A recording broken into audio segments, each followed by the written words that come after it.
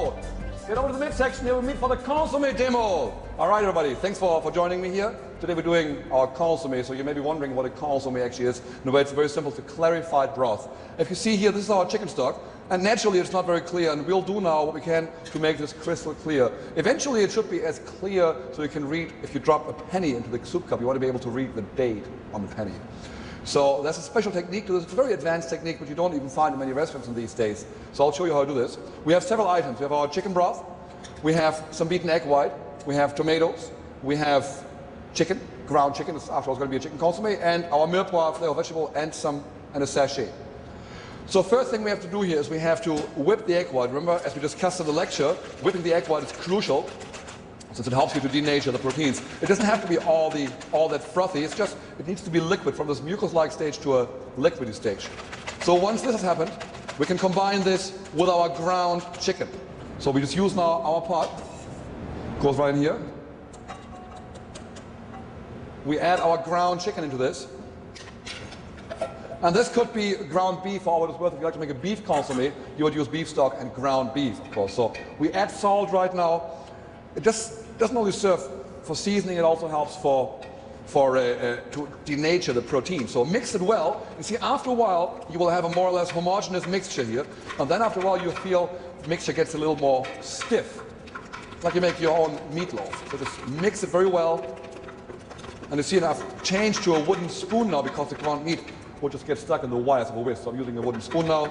So mix it well. After a while, add your tomato. The tomato is not meant to supply much flavor. It does, of course, but it's mainly the main reason for the tomato is to add some acid. The acid, again, further helps us to denature the proteins. In lecture we discussed this. Denaturing is the stretching out of the proteins from a coiled up stage to a stretched out stage. Last but not least, we add our mirepoix. We add our sachet piece. Ben, our student help, was kind of to put in a sachet. You could, of course, also put those spices loosely in there since we strain this anyway then. So mix it well so it kind of resembles a loose meatloaf mixture. Then the next important item is the chicken stock. Goes right inside. And mix it well. Mix it well. And at this stage, as you can see very clear, the soup certainly doesn't look very appetizing, but it's going to be an amazing soup. What the soup is all about chicken. You will taste chicken, chicken, chicken. You have a strong chicken stock, and we clarify this with some ground chicken even more. So again, mix it well, and after this it needs to go onto the burner. All right, so after we mix everything very well, it's in our pot and goes onto the burner.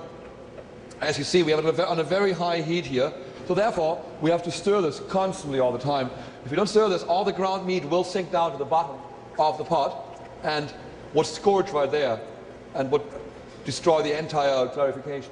So it's important to understand. Stir it not all the time. You can of course do something else on the side, walk away for a minute or so, but you have to go back ASAP and keep on stirring this.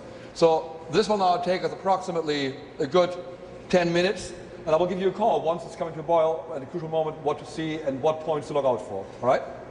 Okay, at this time now with the consommé, we don't want to walk away anymore. As you see here, things have changed tremendously. You see scum developing on the surface, the liquid is getting really cloudy, and the meat, the chicken is changing from a pink to a white. So this time, you don't want to go away anymore, because if you walk away now, the whole thing might come to a boil. Also, you have to be more cautious with the stirring now, because by now, at this moment, the raft is forming. Meaning the proteins are coagulating and all the chicken is forming to one solid mass, thereby enclosing all these impurities rising to the surface and resulting in a very clear liquid. So at this time we have to really watch out and stay here and be able to play with the heat. So I have my wooden spoon. I can check it out carefully one more time, and you see it has changed tremendously. Chicken is white, no longer raw, and all comes, it's still very loosey. I just stir one more time very carefully to make sure it hasn't scorched. And now I come out here. And I will wait. Now we have to wait here until the whole thing comes to a boil. All right, so at this time, it was really worth the wait. We really can't go anymore. I'm still on a very high heat. That is the greatest risk you're running, that this time you go down with the heat. But you have to be cautious to bring it to a one boil first. You see on the side here, it starts to simmer. So what I'm doing now at this time, I'll take my wooden spoon and create a little space that some excess steam can escape. Because the last thing I want here now, that some excess steam is causing this whole thing to explode on me, if you don't want. So I'm still in full speed. What I'm also starting to do very soon, I will pull the whole pot a little off center to allow convection simmer. As you for sure remember, we discussed this in the class, but it's still not there. You see it's coming to a boil here. I am still on full heat, but I know exactly which dial to turn now. Because it's a question of less than a minute from a perfectly simmered consommé to an overcooked consommé. It's simmering down here now. Now I pull the whole thing off center with my hot towel. And it's still simmering right here. Almost it's coming over. I create some space for the steam to escape. The foam is coming up. I'm still on full speed. I have my hand on the dial. I would like to have some action background music here now. It's getting really exciting here. As you see now, it's slowly coming over. Well, this is exactly what I want. It is almost at a rolling boil. But don't be scared. Don't turn it off. It's too soon to turn it down now. You see the scum is rolling over. I pull the whole thing even more off center. And before the whole raft gets agitated, I will then turn it down. You see all the scum is now thrown on top. I'm establishing convection simmer so that the clear consommé gets constantly filtered through its own raft. I make sure I maintain a slow simmer. And at this time it's crucial to taste the consommé. Grabbing a spoon and right away it's simmering. Go on there with a spoon, get the clear consommé on there. It looks very frothy by now, but if you have a close look, you can see very clear. It's going to be a clear soup. You taste it? Go down with the heat. It's boiling very heavily now. Again, have another look here. And right there. It's going to be a clear soup. At this time, when you notice it needs more salt, season it right now. If necessary, pull this further off the heat. And now it's time to add salt right into the simmering liquid. Do not sprinkle the salt all over the raft, it just won't dissolve there.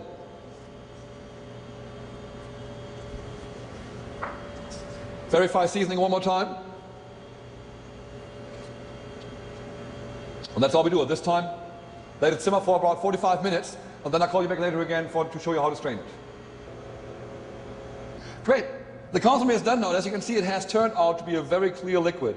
You see, what was referred to as the clarification first is now turned into a raft, swimming on the surface, and that has enclosed all impurities which made the liquid cloudy at first. So what we have to do now is we have to strain this very, very carefully, because it would be very pointless to go through all this painstaking, also yet rather expensive process of clarifying it, and then getting it muddy all over again by straining it properly. So very carefully, with a ladle, go into the soup and let the consommé run in there.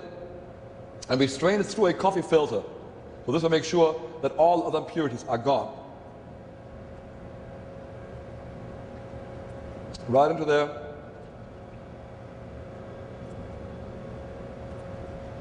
Our goal here is to get a crystal clear liquid which is completely free of fat and has a very strong chicken flavor. A classical garnish for a soup like this would be vegetable julienne, wouldn't be uncommon.